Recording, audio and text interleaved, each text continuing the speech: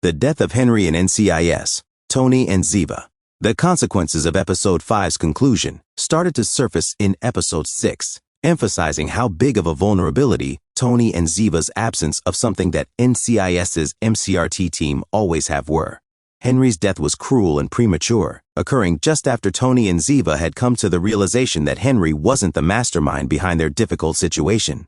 Tony and Ziva were unable to consider the seriousness of Henry's death at Markham's hands, or the fact that Henry released them in order to save Tally because of the danger Sophie and Tally were in.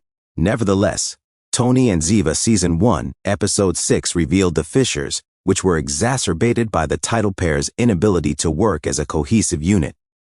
Henry's death is more difficult than any other in NCIS, since no one else is mourning him. Because of his closeness with Henry, Tony was always the one who would take the brunt of the blow.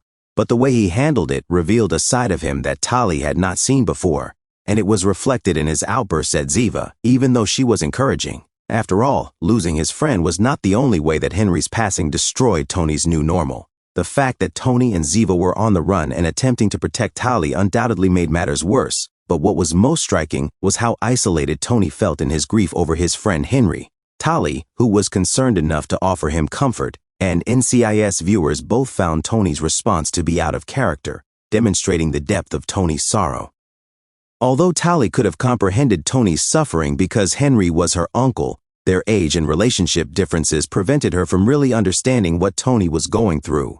Ziva's jealousy of Henry's relationship with Tally and her refusal to rely on him served as a barrier between them, thereby isolating Tony from his sorrow.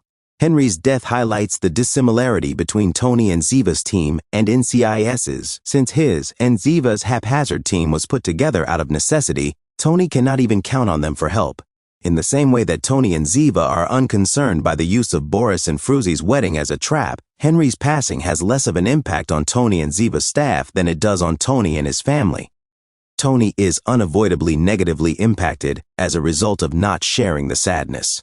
Henry passed away earlier than any other NCIS character, which made it extremely difficult for Tony to cope with the loss. Kate's murder reminds me of the NCIS deaths that impacted the whole MCRT team, not just Gibbs and a select few. Both characters and viewers were devastated by Kate's death in the NCIS Season 2 finale, but in the beginning of NCIS Season 3, the MCRT team was able to come to terms with Kate's passing as a unit. Gibbs and the others found it easier to accept Kate's death after her killer was apprehended, even if they were only connected by their perilous occupation.